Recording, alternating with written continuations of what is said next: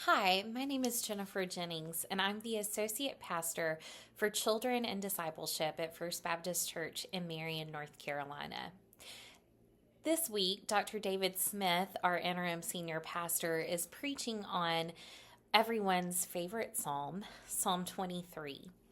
So, in that vein, I would like to share with you one of my favorite children's stories that just recently came out.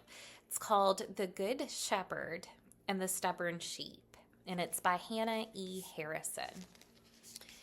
I think we can all identify with the sheep in this story. Hello, I'm George. I'm just your average grass grazing sheep.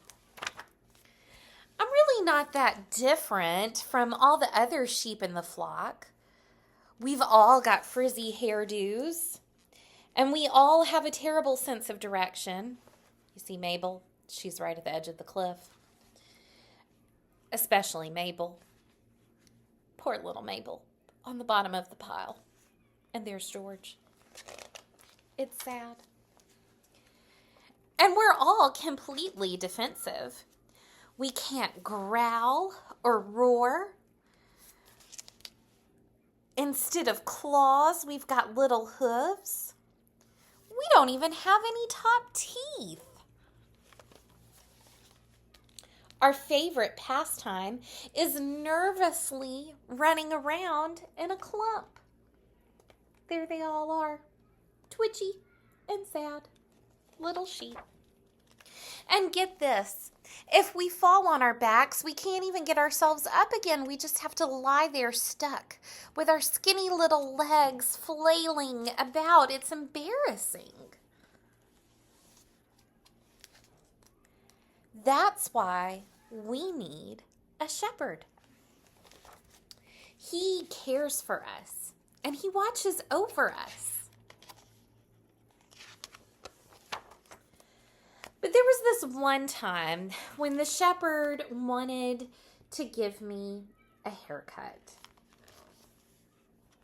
Only I liked my wool the way that it was.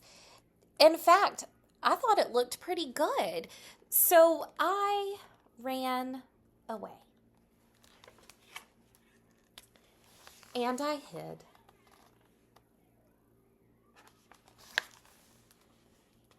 Did you know that sheep's wool just keeps growing and growing and growing?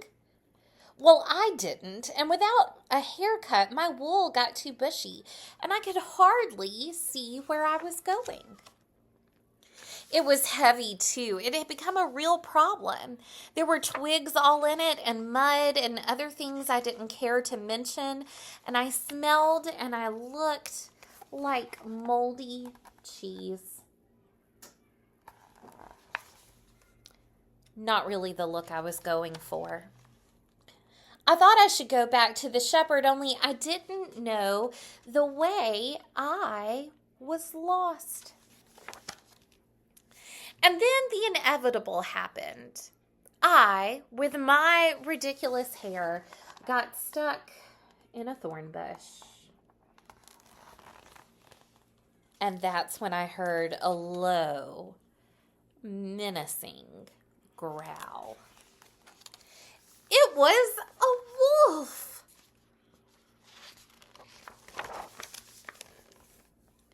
I tried to bare my teeth, but I didn't have any.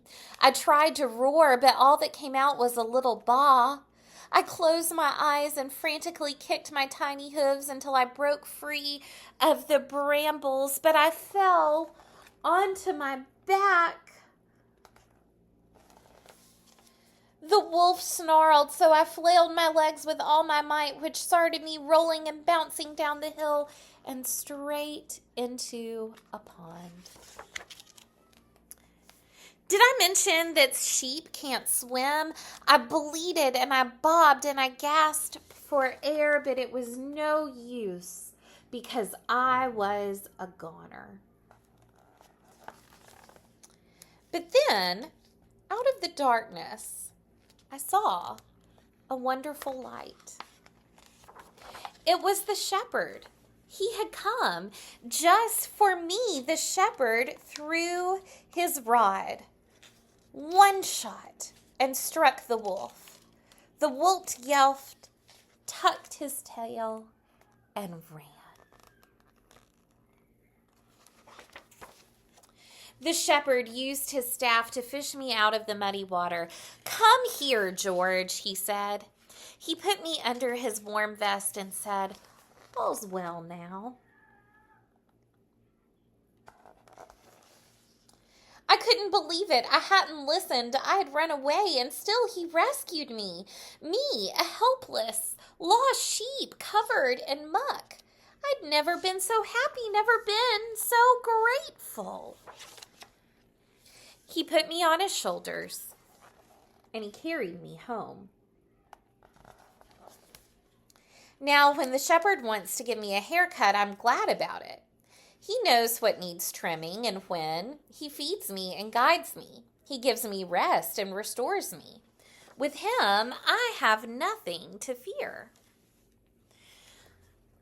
He's a good shepherd, my shepherd, and I'll follow him all of my days.